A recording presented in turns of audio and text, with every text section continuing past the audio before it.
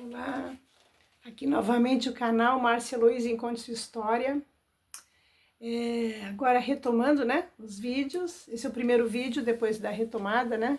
Semana anterior eu divulguei que ia retornar e aqui estou eu, né? Eu tinha feito uma programação e vou trabalhar nela, não de uma forma linear, mas as coisas vão se interpolando na medida em que um aspecto ajude o outro, né? Se eu tiver que mexer na espiritualidade, na ufologia, na educação, na pedagogia, na história escolar, e assim vai, né? Então hoje eu vou me dedicar mais à educação infantil e eu vou começar com a frase, não é uma frase, uma pergunta que uma colega me fez há muitos anos atrás, eu não soube responder à época. Isso acontece muito comigo, de me fazerem uma pergunta e aquilo ficar ali ruminando. Eu levo anos para chegar à conclusão e ter uma fundamentação. E agora eu tenho a oportunidade de retomar essa questão. Um dia de manhã na escola, antes de entrar para as aulas, uma colega fala assim para mim: sabe uma coisa que eu não entendo? Por que na filosofia se fala tanto em humanizar o homem? O homem já é homem. Como assim humanizar o homem? Eu dei uma resposta meio arremedada, mas na verdade aquela resposta não... Eu sabia que não tinha a força, né, do argumento. E eu começo justamente hoje na educação infantil, justamente por essa questão. Porque o homem, ele se constrói, né? A gente tem as determinações biológicas, a gente vai precisar muito da intervenção do meio, né? E isso vai nos constituindo. Então, a gente vai formar homens, ainda que tenham nascido homens, do ponto de vista da espécie, mas do ponto de vista da construção da sua integridade emocional, psicológica, do raciocínio, do pensar bem, que não é só pensar, né? Pensar é próprio do animal humano, mas o pensar bem tem que ser constituído. E do ponto de vista, inclusive físico, tem que ter uma intervenção para que esse desenvolvimento seja pleno. Então, tendo em vista tudo isso, a gente pode falar que temos que humanizar o homem, né? E lembrando de uma frase de um filósofo famoso, Nietzsche, claro que em outro contexto que ele falou essa frase, mas eu vou torcê-la para o meu gosto, né? Depois que alguém publicou alguma coisa, a gente tem um certo direito de se apropriar e aplicar naquilo que a gente considere que seja mais adequado. O Nietzsche fala assim: o homem é uma ponte entre o animal e o super-homem.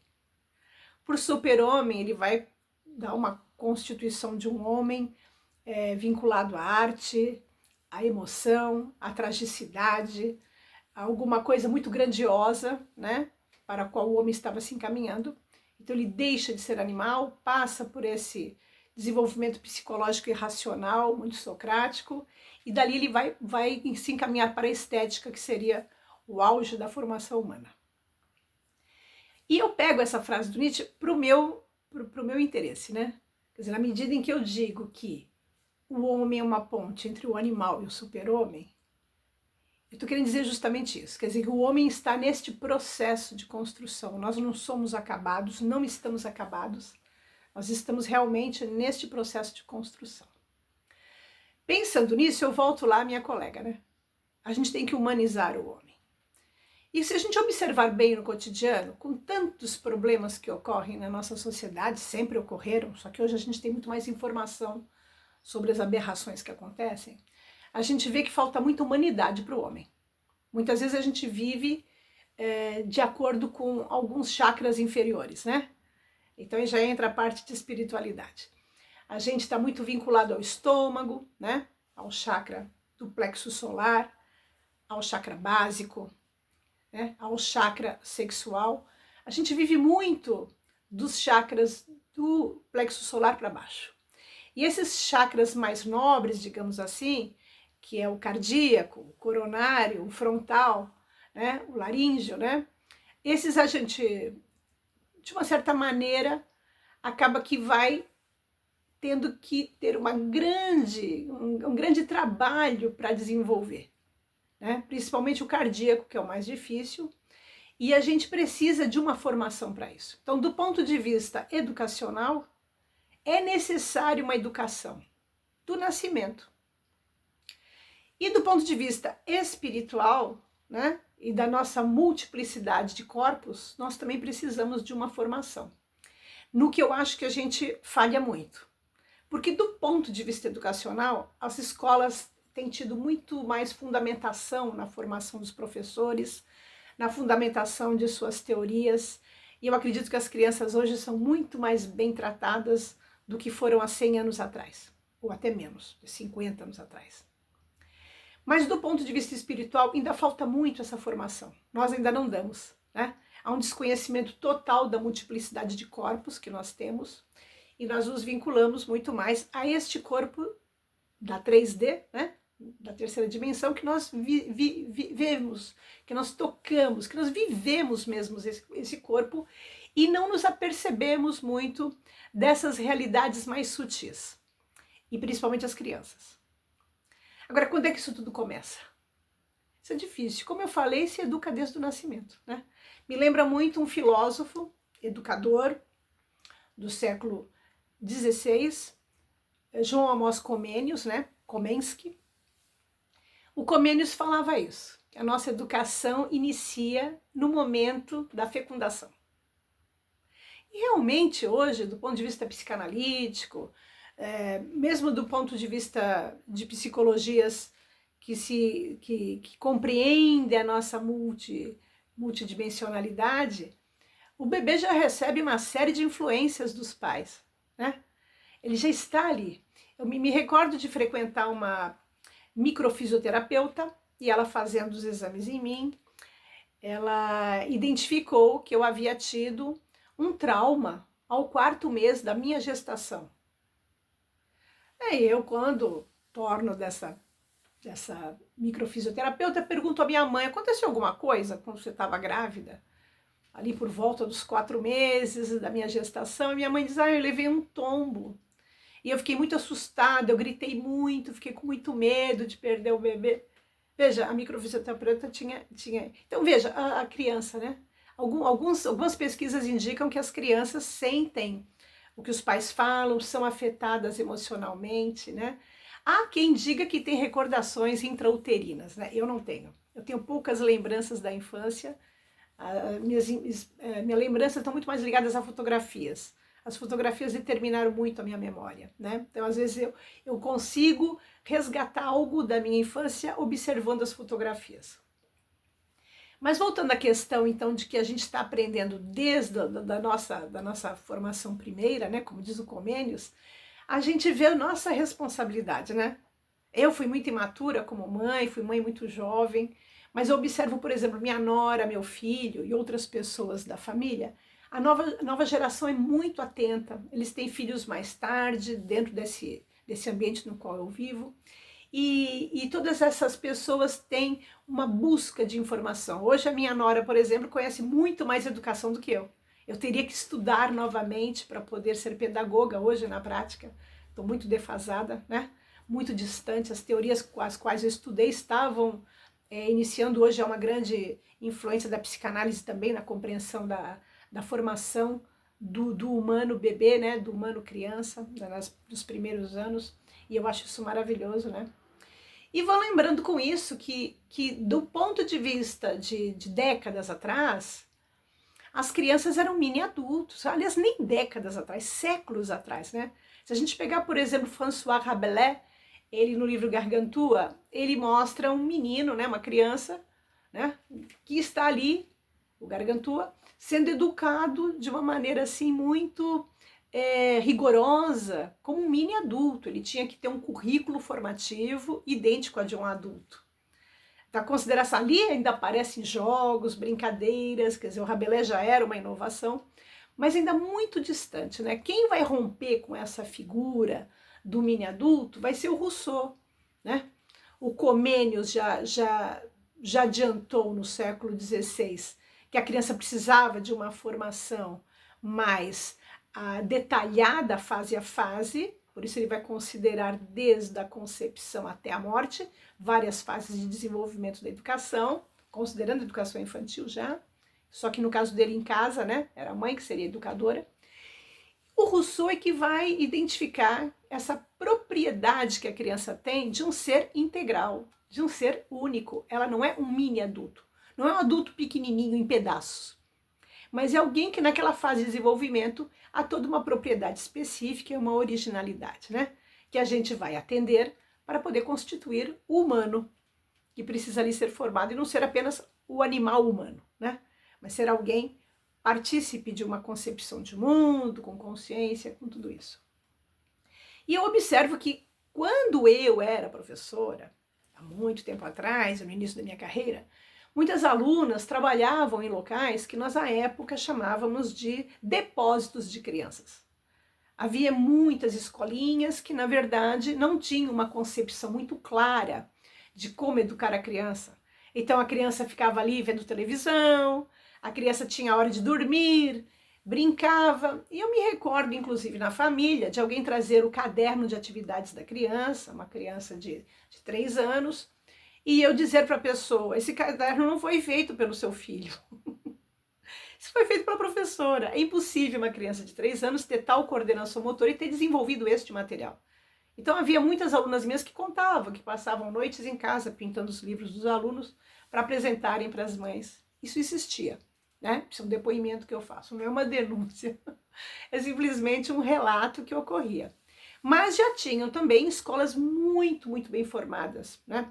Escolas, por exemplo, religiosas, grandes escolas com uma equipe pedagógica e coordenação pedagógica muito bem formada, tinham já concepções muito claras de uma educação que estivesse atrelada a uma formação fundamentada. Não eram depósitos de crianças, né? E eu tive essa felicidade dos meus filhos frequentarem. E muitas prefeituras também sempre mantiveram uma educação infantil muito bem cuidada, porque, em geral, né, com esta formação acadêmica dos secretários de educação e das suas equipes técnicas, davam todo esse caráter, né? Então, por exemplo, no meu caso, que sou de Santos, a gente vê uma educação muitíssimo bem fundamentada, né? As escolas municipais que atendem a educação infantil são fantásticas.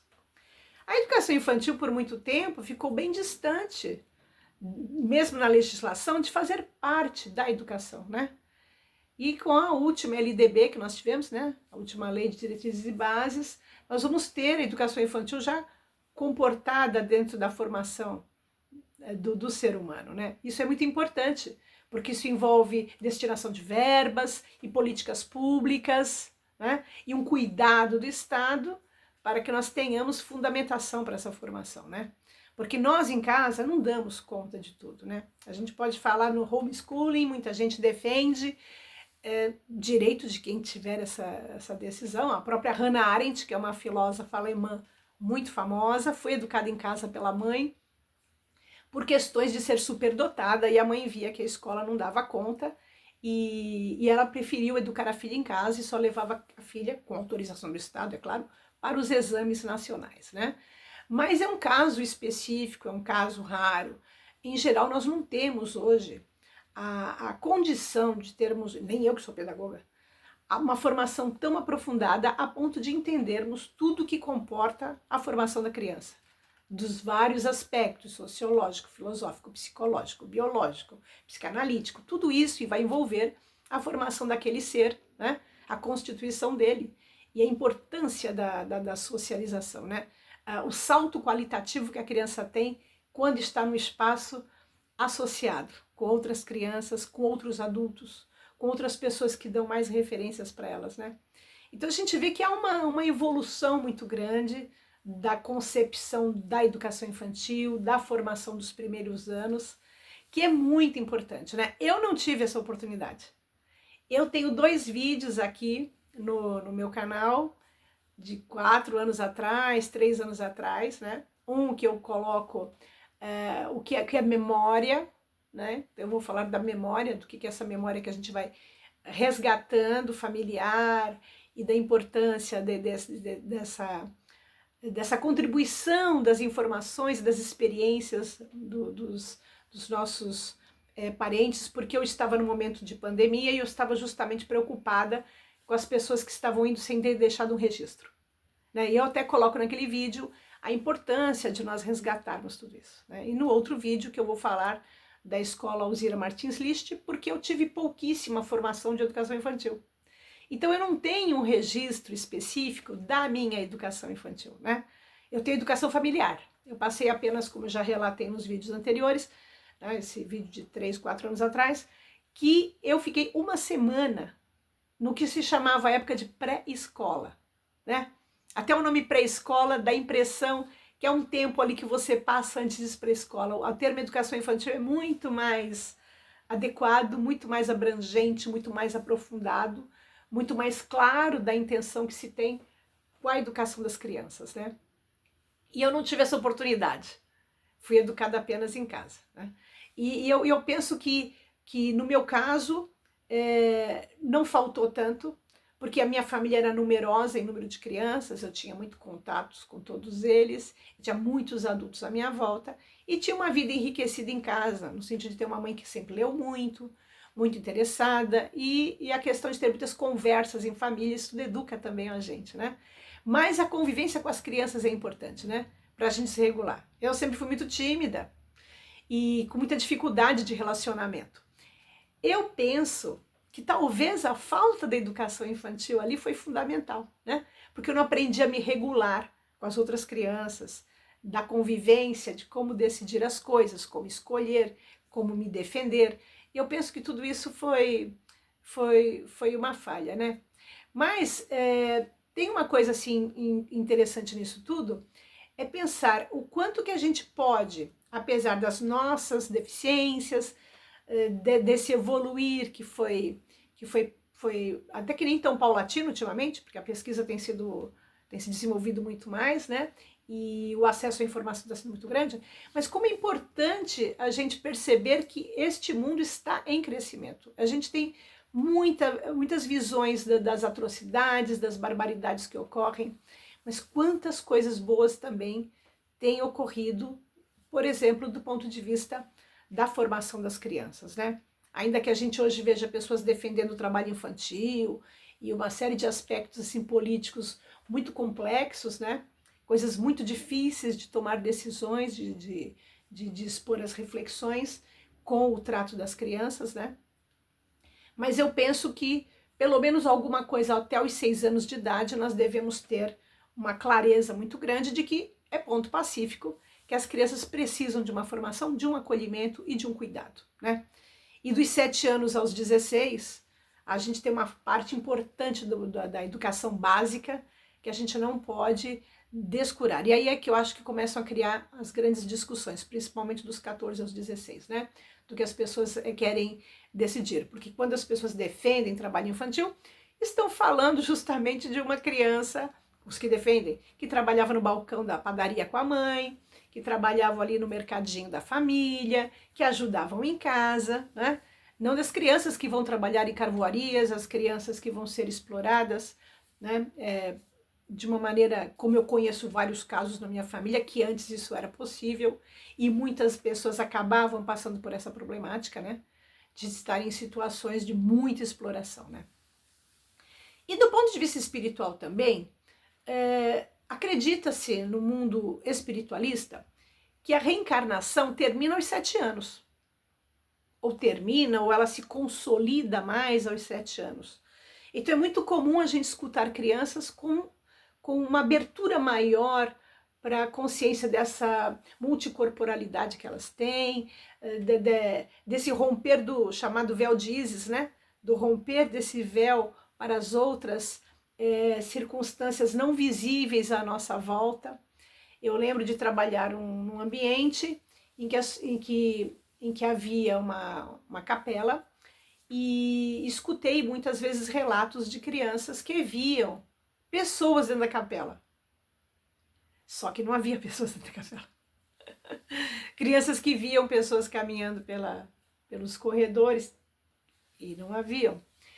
E também questões de crianças que relatam a dificuldade de entender se está acordado ou está dormindo. Eu estou acordado? Eu estou dormindo?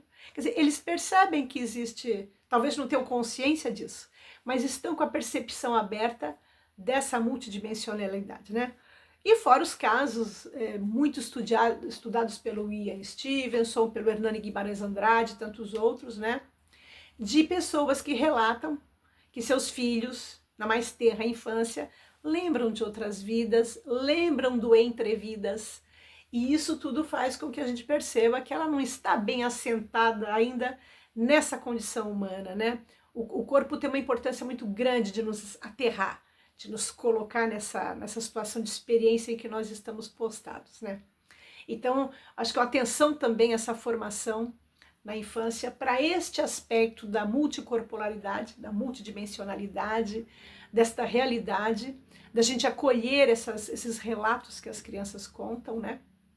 Eu tinha um aluno que a mãe me relatava que à noite ele sentava na cama e fazia discursos complexíssimos de coisas ligadas à astronomia, à realidade da vida no planeta Terra, e eram coisas muito interessantes. Ela dizia para mim, não falamos sobre isso em casa, não temos nada, eu não sei se ele está sonhando acordado, se ele está delirando, o que ocorre com ele, né? Claro que eu não ia falar nada, não é da minha alçada me intrometer na educação de ninguém, né?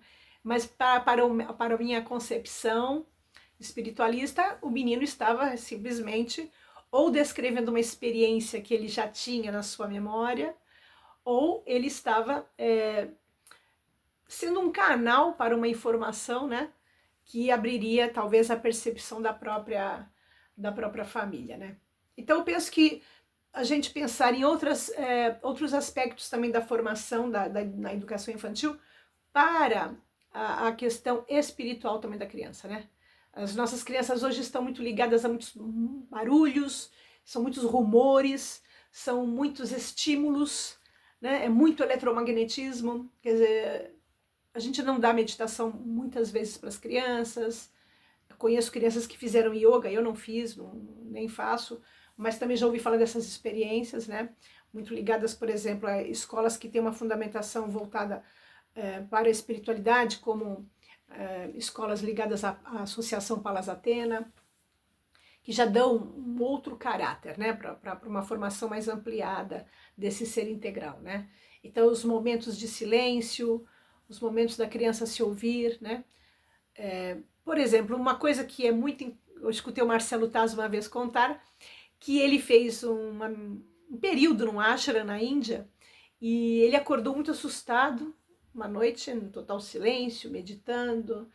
Ele escutava um rumor profundo, não sabia de onde vinha, depois ele se deu conta que era o rumor dos seus movimentos internos, dos órgãos, do sangue correndo. Eu tive uma pequena experiência com isso e posso dizer que realmente é alguma coisa que dá um susto. A gente está tão vinculado ao externo, não ao interno. O nosso corpo tem muitos rumores. A gente escuta um ronco no estômago quando está com fome, alguma coisa assim, mas é pouco ainda, né? Aqui tem toda uma vida interna, né? Então, às vezes, falta esse autoconhecimento, né? Esse conhece-te a ti mesmo, né? Que tem que começar já na infância, né?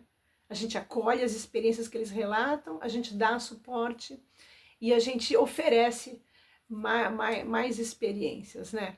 Então, talvez tenha faltado na minha formação, espero que não falte nos meus pósteros, né? Eu estou muito feliz com a educação infantil da minha neta. Eu vejo que a escola é uma escola muito interessante, né? Eles tiveram agora o Dia das Mães, em vez de fazerem Dia das Mães, trabalharam a concepção de família. Em vez de mãe, muitas crianças têm duas mães, têm dois pais, não tem mãe, né? Tem tantos casos, o que é ser mãe? Às vezes a mãe é uma avó, o próprio pai faz o papel de mãe, a mãe faz o papel de pai. Então a concepção de família, né? Essa concepção alargada que a gente tem hoje, que sempre existiu, mas que a gente não tinha socialmente assumido essa questão, e que hoje, então eu vejo assim, uma atenção muito grande, né? Eu, quando vejo a escola ligada à natureza, as próprias crianças participarem do projeto pedagógico, essa clareza e essa crença mesmo de que é constituída a partir das concepções daquele grupo, a crença de que a criança pode ter essa autonomia, né? Eu trabalhei os 7 anos da minha vida com educação para o pensar, né? Na linha do Matthew Lipman, e que tem uma fundamentação jowiana, yankee freiriana, também está baseada no John Dewey e no Paulo Freire, de que a criança pensa, né? Muitas vezes eu aprendi na pedagogia com Piaget que a criança, antes dos 12 anos, não teria essa a capacidade reflexiva a ponto de judicar, mas eu aprendi outra coisa na prática, com fundamentação no Lippmann. E observando meus alunos, com 6 anos, eu conseguia fazer trabalhos de judicação moral muito grande. As crianças são capazes, né? Então a gente tem que estar aberto para tudo isso, acreditar nesse desenvolvimento, valorizar a educação infantil e ter bastante empenho de que a sociedade esteja atenta a isso, né? Na medida em que a gente escolhe os nossos governantes, os nossos representantes, que eles tenham políticas públicas voltadas para a educação infantil, preocupadas com isso, né? E a gente, na medida do possível, né? Evitar ser os avós que estragam os netos.